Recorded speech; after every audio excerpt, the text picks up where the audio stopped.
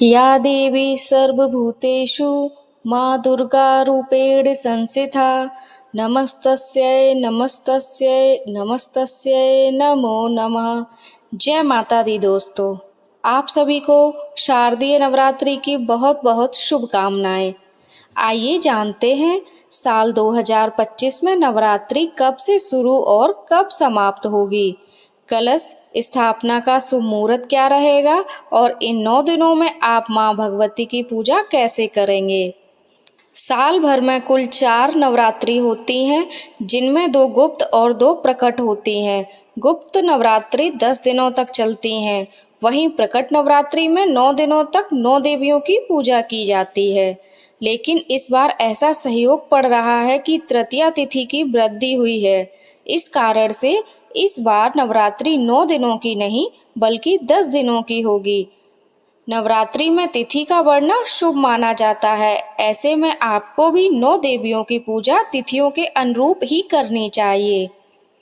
इस बार अश्विन शुक्ल प्रतिपदा तिथि 22 सितंबर सोमवार को तड़के 1:24 से शुरू होगी।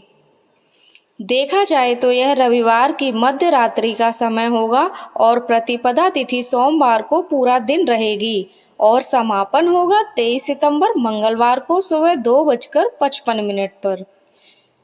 ऐसे में उदय तिथि के अनुसार इस बार शारदीय नवरात्रि 22 सितंबर सोमवार से शुरू होंगी, जिनका समापन 1 अक्टूबर बुधवार को होगा। यानी कि 9 देवियों की पूजा 1 अक्टूबर बुधवार तक की जाएगी और 2 अक्टूबर दिन गुरुवार को 10वीं तिथि के दिन दुर्गा विसर्जन और कलश विसर्जन होगा।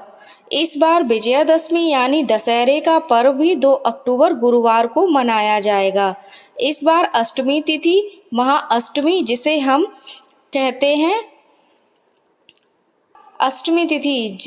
महाअष्टमी कहते हैं, जिस दिन माँ महागौरी की पूजा होती है 30 सितंबर मंगलवार को रहेगी। महानवमी तिथि रहेगी 1 अक्टूबर दिन बुधवार को, जिस दिन माँ सिद्धिदात्री की पूजा होगी और 10वीं तिथि रहेगी 2 अक्टूबर दिन गुरुवार को। कलश की स्थापना नवरात्रि के पहले दिन प्रतिपदा तिथि में शुभ मुहूर्त में की जाती है और इस दिन कलश की स्थापना करने के 2 शुभ मुहूर्त प्राप्त होंगे, जिसमें पहला मुहूर्त रहेगा सुबह 6:09 से 8:06 तक। दूसरा मुहूर्त रहेगा जो कि अभिजीत मुहूर्त होगा सुबह 11:49 से लेकर दोपहर 12:38 तक। और 22 सितंबर को इस शुभ योग भी बन रहे हैं, जिसमें उत्तरा फाल्गुनी नक्षत्र सुबह 11:24 तक रहेगा। बाद में हस्त नक्षत्र प्रारंभ हो जाएगा। इसके अलावा शाम 7:59 तक शुक्ल योग रहेगा और बाद में ब्रह्म योग प्रारंभ हो जाएगा। इस दिन ब्रह्म मुहूर्त सुबह 4:43 से 5:31 तक रहेगा और राहु काल रहेगा 7:30 से 9 बजे तक। माना यह जाता है कि राहु काल के समय में कोई शुभ काम करने से बचना चाहिए। ऐसे में कलश की स्थापना आप सुबह को 7:30 बजे से पहले कर लें या फिर राहु काल की समाप्ति जो अभिजीत मुहूर्त आपको बताया है उस समय में आप कलश की स्थापना कर सकते हैं। नवरात्रि के पहले दिन प्रातःकाल पूजा मुहूर्त रहेगा सुबह 4:58 से 6:09 तक और शाम की पूजा आप धोदली मुहूर्त यानी शाम 6:18 से 6:41 के बीच में कर सकती हैं। गोधली मुहूर्त के अलावा आप शाम 7:29 तक भी शाम की पूजा कर सकते हैं। नवरात्रि के पहले दिन की पूजा माँ शैलपुत्री से प्रारंभ होती है, जिनका समापन होता है माँ सिद्धिदात्री की पूजा के साथ। पहले दिन नवरात्रि में चौके लगाकर माँ भगवती के 9 रूपों की स्थापना की जाती है। तस्वीर या प्रतिमा की स्थापना आप कर सकते हैं और कलश की स्थापना के साथ ही यदि अखंड ज्योत जलाना चाहते हैं तो अखंड ज्योत जलाएं।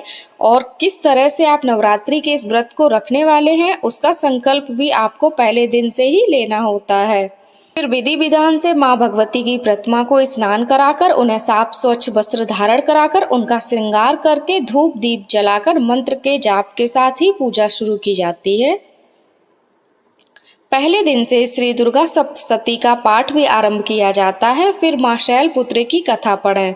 नवरात्रि के 9 दिनों की 9 देवियों की अलग अलग कथा आपको अलग अलग दिनों में जरूर सुननी चाहिए। मंत्र का जाप करें।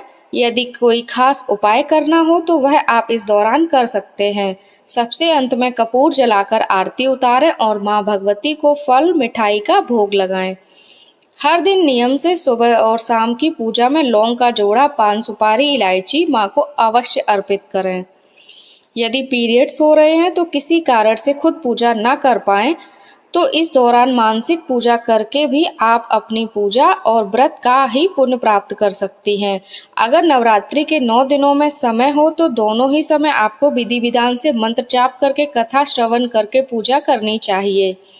नहीं तो दोनों में से किसी एक समय में आप कथा सुन सकते हैं और साधारण विधि से मां भगवती की पूजा भी कर सकते हैं।